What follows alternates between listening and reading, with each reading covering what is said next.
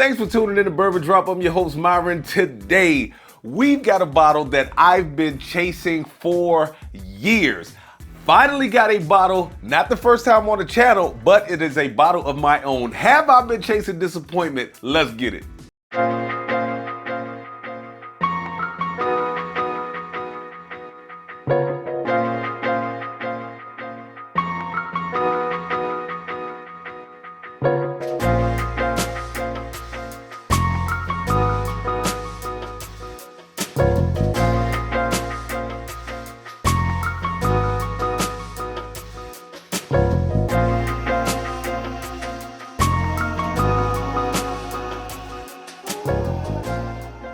I told you guys I've been chasing this bottle for years.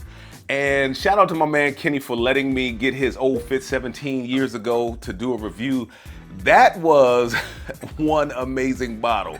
I hear mixed reviews about bottles that are younger than that. I like, shout out to my man Dennis for letting me get the Heaven Hill 19 at a bourbon meetup he had. That was an incredible bottle. But this right here happens to be the most amazing bottle that I've ever gotten out of Parker's Heritage Heaven Hill. So this is the Parker's Heritage, I think this is the double char 13, was it 13 and 14 year? 13 and 15 year. This was the Parker Heritage double barrel blend. I only have a touch left, so you can see what I'm doing. I got this little bottle from Target. I am actually gonna pour this in here.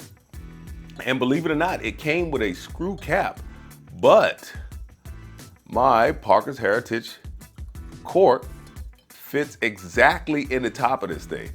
I know it wasn't much. Some of you guys are probably saying, man, you need to kill that bottle. This is some of the best, well, this was an old line cork. This is the Parker's Heritage right here. This was some of the best whiskey that I've ever had in my life, man. So look, I've got high expectations for the old FITZ. Like I said, the 17 was incredible. And I know you guys are probably saying, why are you asking yourself, are you chasing disappointment? I was actually chasing the old FITZ 7 year, which shout out to Brian from Bourbon School. We were all saying the same thing. We're probably chasing disappointment. It's probably not going to be as great as we want it to be, but we still at least need to have one bottle just to see for ourselves. I'm a big fan of Heaven Hill, if you can't tell. So this is the Bernheim wheat whiskey, the barrel proof. I get these all the time. This is supposed to be the sibling bottle of the Heaven Hill 7 year old FITZ that I'm looking for. And I've been chasing that thing, man. And it just so happens that as I am chasing that, I walk into a store, there's a fresh drop. What do they have sitting on the shelves? Lady Luck was on my side. I did not want to spend the $130, but Lady Luck was on my side. Now, like I said, you're probably asking yourself, why have a 7 year bottled and bond product for 59 bucks, I think it's 59. I don't think it's 49. I think it's 60 bucks. And then you have a 9 year, which is 2 years older for, double the price, or actually a little over double the price. There are different levels of whiskey. Master blenders, master distillers, they taste those whiskeys and they say this whiskey should be ranked at this price point, and this whiskey should be ranked at this price point. Not all whiskeys are the same. You could have two sister barrels that sit there in the warehouse beside each other that age in the same warehouse beside each other, same climate, same amount of years, and taste completely different. Shout out to Cedar Ridge, because we had a couple of almost sister barrels. We're doing a pick with Cedar Ridge. That thing is going to be amazing. But back to the old FITZ 7. So I am not going to go into the whole folklore backstory of John E. Fitzgerald. We know Heaven Hill bought them from Pappy Van Winkle way back in the day, and then turned it into what it is today. However, I thought they had the same mash bills. The old FITZ actually has a 75, 20, and 5. So you've got 75% corn, 20% wheat, and then you've got 5% of malted barley. Wow, I almost lost it there. Now, when you get to the larceny, everybody knows Heaven Hill has been killing it with the larceny over the last few years. So the larceny is 68, 20, 12. So you've got 68% corn, you've got 12% wheat, and then you've got, well, 20% wheat, then you got 12% malted barley. Larceny has been killing the game, man. I mean, it's crazy. So I really wanted to get this Old FITZ on the channel. I really wanted to see what they were doing with all of their wheated products, because the wheated 7-year is you know, getting like mixed reviews online. The wheat whiskey, I love the barrel proof. The Bernheim regular, not so much of a fan. And then the Larcenies have been killing it. Now the regular Larcenies, not so much of a fan. But anyway, I've talked enough, man. You see, I got my fancy glass out. I did the same thing when I got the Old FITZ 17, so let's get into the nose. I'm actually picking up a little bit of a light oak on the nose, a little bit of like a waxy note. There's a little bit of prunes in there. That's pretty much it, man. It's got a sweet nose. When I first popped that thing open, I was like, wow, like that nose was super, super sweet. All right, let's get into the palate.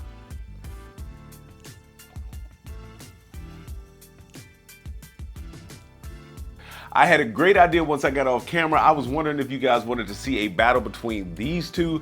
This is the Old FITZ 9-year bottled and bond versus the Henry McKenna 10-year bottled and bond. Now, this thing was barreled in 2009 and bottled in 2019. Yes, I have had it that long. Also, maybe we could throw in a 3-way with the E.H. Taylor bottled and bond, or a 4-way and throw in the Old Forester 1924. So you guys put it in the comments what you want to see.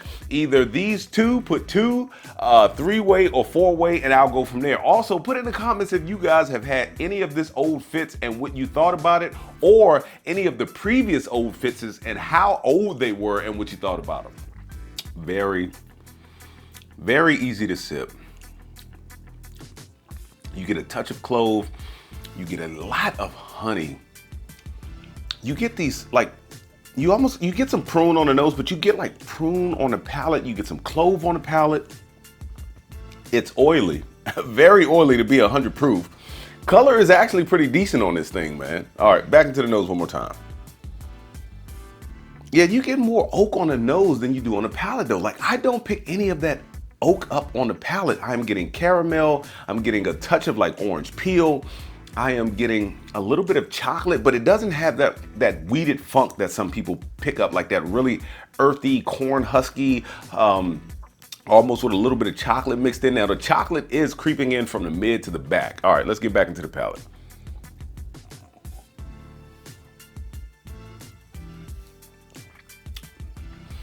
Very nice, very easy to sip. That clove, that prune, that honey, that's really nice. It does finish with, and I've said this before, it's a note that I pick up a lot, black pepper. I'm not picking up any char. There's almost like this like burnt bread, burnt edges of like toast, or burnt edges of like a pie crust. There's a slight hint of chocolate. There's almost like burnt raisins on the back end. And that's pretty much it. This is a really, really nice and easy sipper. But I'm gonna say this, I think people chase this bottle more than they do the juice. Now the bottle is interesting. Like, I love the topper. This thing was super hard to take out.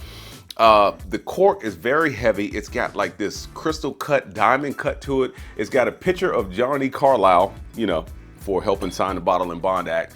It's got the 100 proof on the front, kind of reminiscent of, you know, the E.H. Taylor and the, what is that? The Colonel James E. Pepper.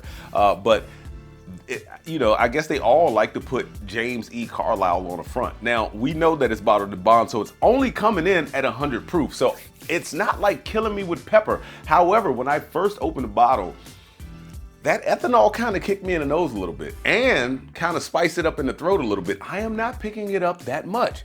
All right, what else about this bottle? So this is the Spring 2025. Like I said, once again, comes in at 100 proof. I've given you all of the rundown on the bottle. Love the neck, love the shape of the bottle, love the cork topper on the bottle. Let's get into the breakdown. So, is it worth the chase? These are different, okay? So, year to year, yes, I've been chasing these things. I have been chasing these more so for the bottle versus the liquid inside. Now, like I said, the 17, amazing. The 19, I liked. I thought it was great. But this 9-year is not worth the chase. Since I said it's not worth the chase, let's get into, is it worth the price? So, is it worth retail? The retail on this bottle is $129.99, $130. So, let me take another sip so I can swallow it.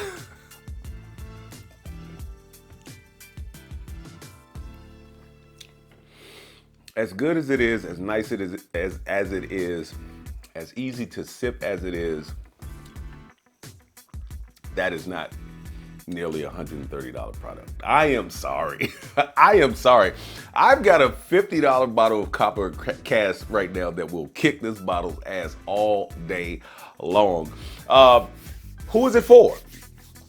This thing drinks super easy. I hate saying that I would give a 100 proofer to a new bourbon drinker, but I actually, like I said, in the beginning, it was still easy to drink, but it had like this, the alcohol, the ethanol hit me in the nose and a little bit of spiciness in the throat, but it has calmed down. So I think I might try. But I'll say this. I would probably still say that this is for intermediate to experienced bourbon drinkers. I would try and see where it goes, but I think this is more so for intermediate and experienced bourbon drinkers. Will it always be on the bar? I like it a lot. Will I be searching for a backup?